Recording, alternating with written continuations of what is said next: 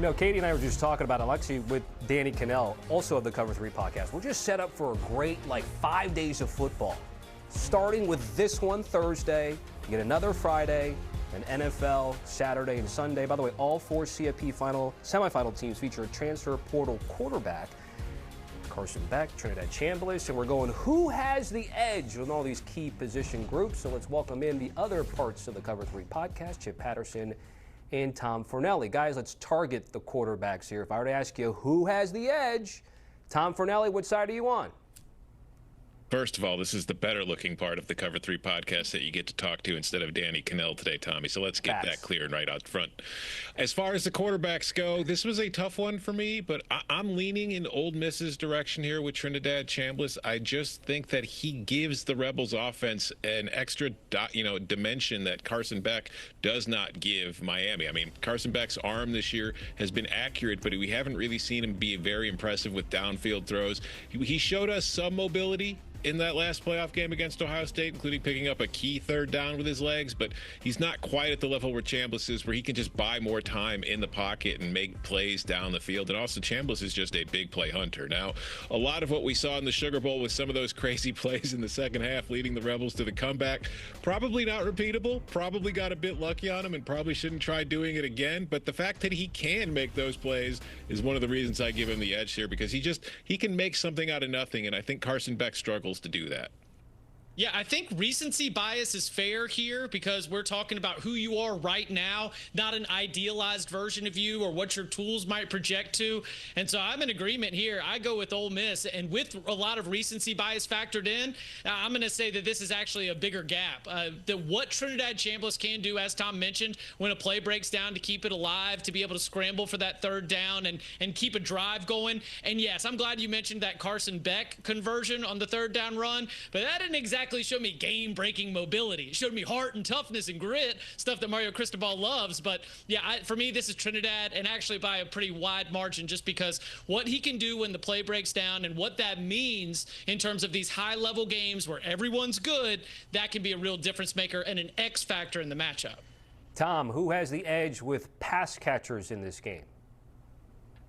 I'm going to lean in Miami's direction on this one. I think just as far as talent, both of these teams are very good. But when I look at what Ole Miss has at the position, I see a bunch of big bodies who can make plays down the field on contested balls. I don't see a whole lot of variety in who they have at those spots, whereas I think Miami's got a little bit of everything, led by Malachi Toney, who is just an electric player once he gets the ball in his hands. And we also see Miami use him in all sorts of different ways. We've seen him line up at quarterback. We'll see him line up at running back. They just want to get him in space and let him do what makes him special. And I think it's that ability after the catch that truly separates these Miami receivers from Ole Miss. But to be clear, both teams are pretty solid at this spot. There's a reason they've gotten this far. There's a reason they've been able to win these games, and their wide receivers are a big part of that reason why. Yeah, Malachi Toney leads the way for me. Also a versatility of receivers, different pieces that work well together. C.J. Daniels can be more of your possession guy, while Malachi Toney, not just, as Tom mentioned, going to hurt you as a pass catcher, but also as a part of the run game. So it is Miami for me when it comes to pass catchers. Speaking of run game, Tom, who has the edge? This one is tough because I do think that both of these teams are very good here. I'm going to go with Kawan Lacey and the Ole Miss rushing attack, because I do think, like Miami, when they're trying to run the ball, it's mostly just we're trying to grind out yards. We're trying to, just keep the chains moving. We're being a little conservative.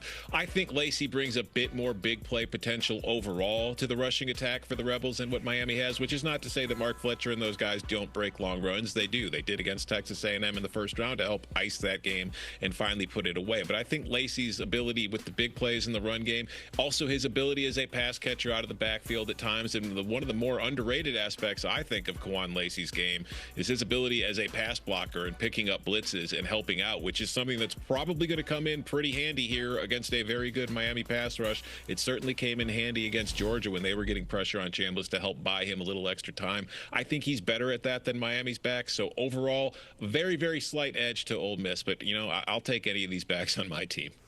I know, and like Miami's Mark Fletcher, another good pass protection back, somebody who does a great job of being able to help protect Carson Beck. Ultimately, when I turned my answers in, yes, I was going in Ole Miss's favor, and some of that is also just Kejuan Lacey's been really the heartbeat of this Ole Miss offense throughout the season, because we haven't had a full season of Trinidad Chambliss. Remember, we had some Austin Simmons in there. We haven't had a full season of exactly the same type of offense in terms of the production, in terms of how easy the offense has come, and yet the through line through almost the entire season has been the all SEC running back Kejuan Lacey. So Lacey tips the scales just slightly, but like Tom said, you put us on this same segment tomorrow, we could easily go Miami. It is that close. Yeah, we had probably the healthiest conversation in the newsroom regarding the run game when it came to who has the edge there. Yeah, I would say we got a couple of UM fans. Let me just tell you, and one very loud Ole Miss fan in the building. All right. Chip, you get to start us off the rest of the way here. Defense, who has the edge? Oh, this is going to be the defense that set the tone for one of the best wins of the season. That was Miami 24, Ohio State 14. The defense flipped the game on its head, sent Julian Sayin running for his life, applied just enough pressure to be able to speed up the pass attack while maintaining enough coverage to control the likes of a Jeremiah Smith and a Carnell Tate. I mean, this is a group who is old. I mean, we're talking 4th, 5th, and 6th year players outside the freshman Bryce Fitzgerald. Ruben Bain leads that group. Akeem Messidor on the other side, who's in his 6th year. And we talked about this a little bit earlier today on Cover 3. Like David Blay was playing college football in Ruston, Louisiana at Louisiana Tech. Right? Keontae Scott, who had the pick 6, he started his career years ago at West Virginia. Mo Torre was at Rutgers. Man, these boys have been some places, seen some things, and played some ball. So it's a defense that is elite by all the stats, but also by all the intangibles with all of their experience and their hunger to deliver on these stages. Yeah, every single other position we've gone over so far caused some, consternation on my part trying to figure out which team was better. As soon as I got to this category, I barely wasted any time thinking on this one. This is the Miami defense by a lot. I think this is the biggest difference between both of these teams, because that's not to say Ole Miss's defense is bad. It's fine. It's just not elite. Miami's defense is elite. It has an elite pass rush. It's backed up by good linebackers and a giant secondary that has been phenomenal all season long. We saw them do a very good job limiting Ohio State's receivers last week, and those are some of the best receivers in the country. And I just think at all three levels, this Miami unit is far and away better than an Ole Miss team that we saw give up a lot of yards and points to Georgia. And even going back to that first-round game against Tulane, Tulane didn't have any trouble moving the ball on the on the Ole Miss defense. They simply either turned the ball over or just weren't able to finish drives in the red zone or turned it over on downs. But they were getting into Ole Miss territory on the regular. This is not a defense that has been good at stopping teams all year. Miami can shut you down. Ole Miss tries to outscore you. So give me the Miami defense. Let's get to coaching, Chip, where I'm curious to get your answer. And also, does it come with any type of caveat given the Ole Miss side and lack of reps? I think it has to be considered, Tommy. I don't think that there's a caveat about it. They've got 2 games. They got 2 playoff wins. I mean, it's more playoff wins than Lane Kiffin's got right now, right? So, I mean, we have to give them credit for what they've done, but also judge them as being a little bit inexperienced. But there's not a lot of experience on the Miami side either. I'm just going to go to something that stretches a little bit further back, but is small sample size, because basically what I see in this Miami team is a great coaching job by Mario Cristobal to take them after the SMU loss and get them all rallied together. Because if you draw a through line for the most part from the SMU loss to where we are today, you see a pretty standard, consistent level of performance. I mean, certainly the offense did not light the world on fire against Texas A&M or Ohio State statistically, but they finished the year strong. I think that group is very talented, just ran up against some good defenses. And so I think that Miami's head coach in Mario Cristobal, but also its offensive coordinator in Shannon Dawson, its defensive coordinator in Corey Heatherman, the Ole Miss staff, as skeleton as they are, losing assistants every day, like they've done a heck of a job. But to me, the Miami coaching edge comes from the fact that this campaign is not just the last month. This really dates back to earlier in the regular season when their winning streak started. Tom also going Miami, but we want to save time for the game predictions here. Chip, lead us off, and then Tom can follow. Got Miami winning this thing. I think it's going to be 28-24. That is a very slight Miami cover for the Gablers out there, but ultimately a game that I think that Ole Miss is trying to push the tempo to go fast, and Miami is going to try to go slow and play a little keep away and lean on that defense. And so we're going to end up somewhere in the middle in terms of the type of game that we have. So I got the Canes advancing 28-24.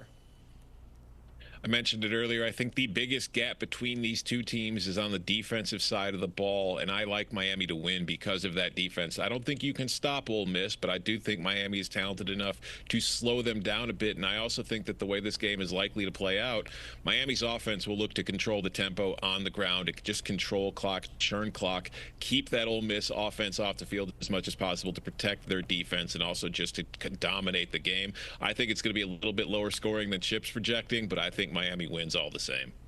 Always a pleasure to have the most handsome half of the Cover 3 podcast here on the show. Tom Fornelli and Chip Patterson, and they're so handsome they're going to be sticking around. A reminder about the Cover 3 with Danny Cannell, Bud Elliott, Tom Fornelli, and Chip Patterson. Scan the QR code ASAP.